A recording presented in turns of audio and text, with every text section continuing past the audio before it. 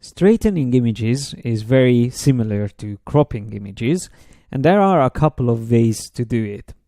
When the crop tool is selected, you can click on the straighten option here on the options bar, and with that you can draw a straight line. Now you should find a horizontal or vertical straight line.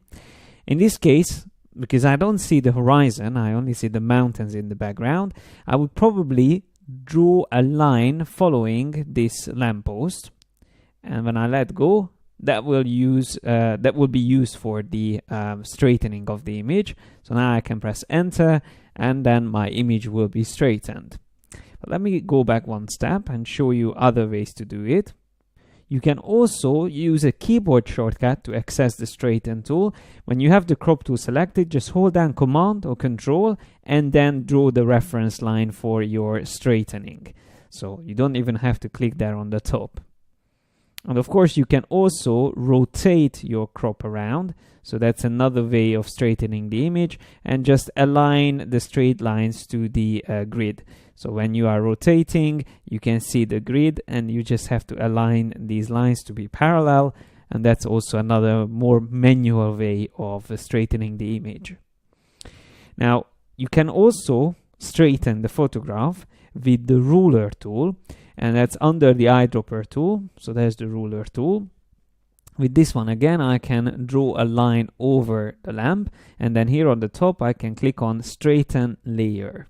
So once I do that, it will be straightened, but in this case I will see some unnecessary transparent parts in the image, because the crop tool is very clever and it automatically cuts those out, while the ruler tool won't be able to do that for you. And there's also an old school way of straightening the image. That's before the straighten options were available. So if you do the same thing with the ruler tool, you can also go to the image menu and image rotation arbitrary, and that will pick up the angle of your line, and based on that it will be able to again rotate the image, but this is also not going to cut the transparent pixels outside of the image. And by the way, with this ruler tool you can measure on the image, so it's not only for straightening images, it's actually useful for measuring things. So here on the top you can see the angle of your measuring line and also the length of your measuring line.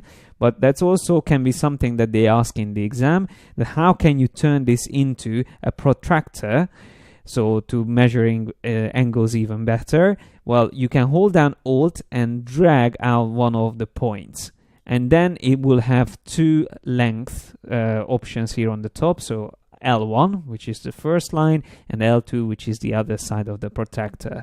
And you will also see the angle, which is between these two lines. And having said that, we covered everything that you need to know about this topic. So if you're ready, you can take the test at the end of this section, and when you're ready you can go on to the next topic. And the good news is, now you are halfway through the exam topics. So if you were following me, then this was the 5th out of 10 topics. So well done so far, there's not much left. Good luck with the second half.